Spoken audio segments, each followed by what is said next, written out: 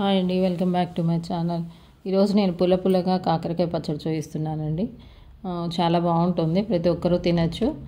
BP ఉన్నా కూడా నేనైతే తక్కువ సాల్ట్ వేసేసి ఈ పచ్చళ్ళు అనేవి చూపిస్తున్నాను. తప్పకుండా ప్రతి ఒక్కరూ ట్రై చేయొచ్చు. చాలామంది కాకరకాయ పచ్చడి అంటే చింతపండుతో ట్రై చేస్తారండి. అలా కాకుండా ఈ విధంగా నిమ్మకాయలతో చేస్తే చాలా బాగుంటుంది. మరీ ముదురుగా కాకుండా కొంచెం మీడియంగా ఉన్నవి తీసుకోవాలి. గింజలు ముదిరితే కొంచెం పంట కింద ఇబ్బందిగా ఉంటుంది, ముదిరితే తీసేయండి. ఈ విధంగా ఒక 1.5 ఇంచ్ పొడవుగా సన్నగా ముక్కలు కట్ చేసుకొని ఒక 1/2 కిలోకి 5 నిమ్మకాయలు పడతాయండి. చాలా సింపుల్ ప్రాసెస్, ప్రతి ఒక్కరూ చేసుకోవచ్చు. ఏది కూడా ట్రై చేస్తే రాకుండా ఉండదండి. నా రెసిపీస్ అన్నీ కూడా చాలా సింపుల్గా ఉంటాయి, ప్రతి ఒక్కరికి యూస్ఫుల్గా కూడా ఉంటాయి. వీడియో తప్పకుండా సబ్స్క్రైబ్ చేసుకొని మిగతా వీడియోస్ కూడా చూడండి.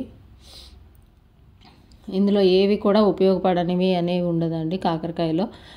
చాలామంది చేదున్నా కూడా మనకి ఎందుకు కాకరకాయలు అంటే అవి మనం ఉప్పు కారం తగిలినప్పుడు మామూలు అయిపోతుంది కాబట్టి మనం ఆహారంలో వీటిని వాడుతున్నాము. కొన్ని ఐటమ్స్ అయితే మనం ఎంత చేదు ఏం వేసినా కూడా పోదు.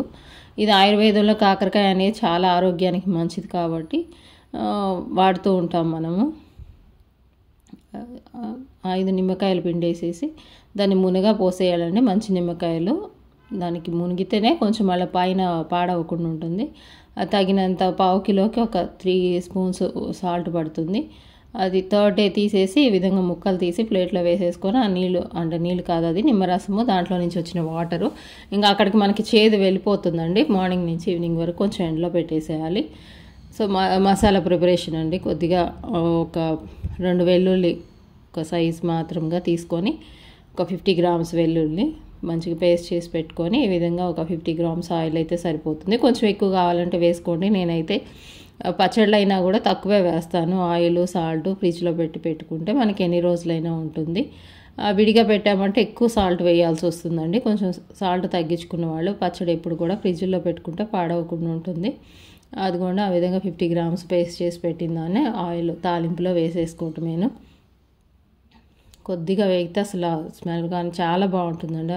వాసన మనకి ఎల్లిపాయ నూనెలో వేస్తే అదే మనకి గ్రేవీ వస్తుందన్నమాట. ఇంకా వేరే మెంతిపిండి కానీ చింతపండు పేస్ట్ కానీ ఏం అవసరం లేదు. అది చాలా హెల్త్కి కూడా మంచిది కదా. వెల్లుల్లి కొద్దిగా పసుపు అందులోనే కారము వేసేసుకొని కలిపేసుకోవటం ఏంటంటే ఒక 4 స్పూన్స్ పడుతుంది. మనకు కావాలంటే ఇంకొంచెం వేసుకోవచ్చు. ఏదో ప్రతిదానికి కొలతలని కాదండి, చేసే కొద్ది మనకే తెలిసిపోతూ ఉంటుంది ఎంత పడుతుందని. జస్ట్ ఒక 1/2 మినిట్ అలా తిప్పేస్తే అదంతా నూనె పట్టేసుకుంటుంది. దాంట్లో ఈ ముక్కలు వేసేసుకోవటమేను. ఆ తాలింపులో మిగిలిన నిమ్మరసం ఉంది కదా, అది కూడా అందులో వేసేసుకుంటే సరిపోతుంది. మనకి ఆయిల్ తక్కువ అనిపిస్తే కొంచెం వేసుకోండి మీరు. చాలా అసలు మనకి ఏమాత్రం చేదు ఉండదండి. ఆ వెల్లుల్లి ఆ కాకరకాయ ఆరోమా చాలా బాగుంటుంది. ప్రతి పిల్లలు కూడా ఇష్టపడి తింటారు.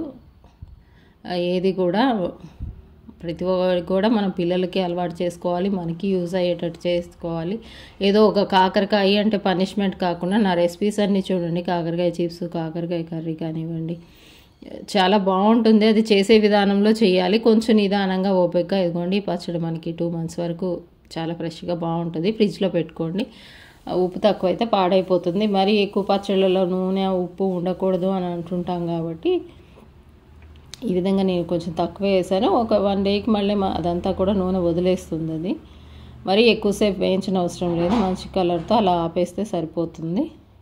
పుల్లగా కాకరకాయ పచ్చడి రెడీ అయిపోయిందండి. తప్పకుండా ట్రై చేసి ఎలా ఉందో కామెంట్ చేయండి, లైక్ చేయండి, షేర్ చేయండి, సబ్స్క్రైబ్ చేసుకోండి.